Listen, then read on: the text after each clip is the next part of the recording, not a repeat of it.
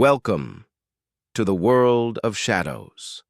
Here, fear waits in every corner. Tonight you will hear 3 terrifying stories. Listen carefully, if you dare.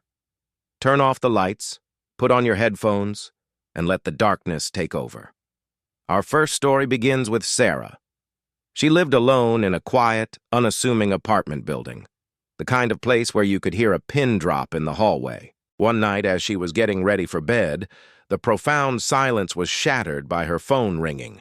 It buzzed and vibrated on her nightstand, the screen lighting up the dark room with a single glaring phrase, "Unknown number." Curiosity, that dangerous human trait, began to wrestle with her fear. She hesitated for a moment, then, convincing herself it was probably just a wrong number, she answered. At first, there was nothing but a wall of static, a harsh, crackling sound that made her wince. She was about to hang up, annoyed, when a voice cut through the noise, a voice that was disturbingly familiar. It was her own voice whispering a chilling phrase, "I'm watching you." She froze, the phone feeling like a block of ice against her ear. She listened, paralyzed, as her own voice, distorted by the static, began to describe every single movement she made. "You're sitting on the edge of your bed. Your fingers are trembling. You're looking at the closet door." With a strangled gasp, she dropped the phone. It clattered to the floor, and the call ended abruptly. The screen went dark, but the whispers didn't stop. Hours passed. The clock on her wall seemed to tick louder, each second stretching into an eternity. Sarah soon realized with a dawning, gut-wrenching horror that the whispers weren't coming from the phone anymore. They were coming from the walls themselves. They were all around her, a constant, insidious murmur. Every night, they grew louder, more insistent. They started describing things she hadn't done.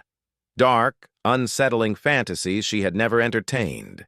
Soon, the whispers followed her into her sleep, twisting her dreams into relentless nightmares. She tried to tell her friends, her family, but no one else could hear them. They looked at her with pity, with concern, suggesting she was overworked, stressed.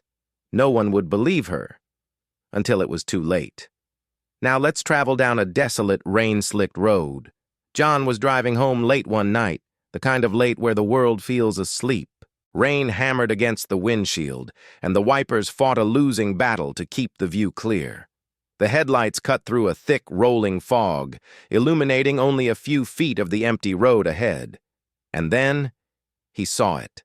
A figure appeared on the side of the road, a silhouette against the swirling mist. As he got closer, he saw it was a young woman, completely soaked, shivering uncontrollably in the cold night air. He hesitated. Every instinct screamed at him to keep driving, but his conscience won. He pulled over. She climbed into the passenger seat without a single word. Water dripped from her hair and clothes, forming a small puddle on the floor mat. The car was utterly silent, save for the rhythmic drumming of the rain and the swish of the wipers. He tried to make small talk, asking where she was headed, if she was okay. She didn't respond.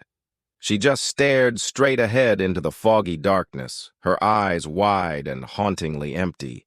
It felt like hours passed in that heavy silence. Finally, unnerved, he turned to ask her another question. And the seat was empty. The passenger door was still locked. It hadn't opened. She was just gone. His heart hammered against his ribs. He slammed on the brakes and stumbled out of the car into the pouring rain. That's when he noticed them, a single set of wet footprints leading from the road straight into the dark, dense forest, and then they just disappeared into the blackness. John never drove that road again. But sometimes, on stormy nights, when the wind howls, he swears he can see her at the edge of the woods, waiting patiently for another ride. Our final story is about Mark. Mark had always felt a strange sense of unease in his new apartment, a lingering feeling of being watched. He'd tried to ignore it, chalking it up to the anxieties of moving to a new place. He was wrong. One night, he went into the bathroom to brush his teeth. The mirror was slightly fogged from the steam of a hot shower he'd taken earlier. As he leaned in, he noticed something strange.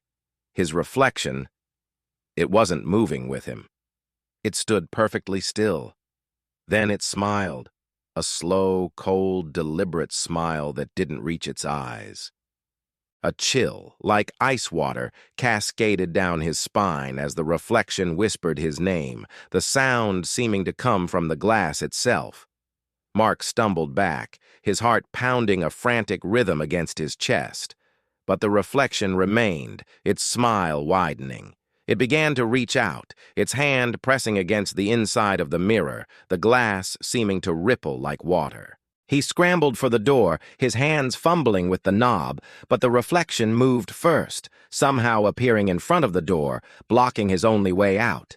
In a blind panic, Mark grabbed the nearest heavy object, a ceramic soap dish, and hurled it at the mirror. It shattered into 1,000 tiny shards, the sound echoing in the small room. The reflection was gone. For a moment, there was only silence and his own ragged breathing. But relief was short-lived. The next night, it was back.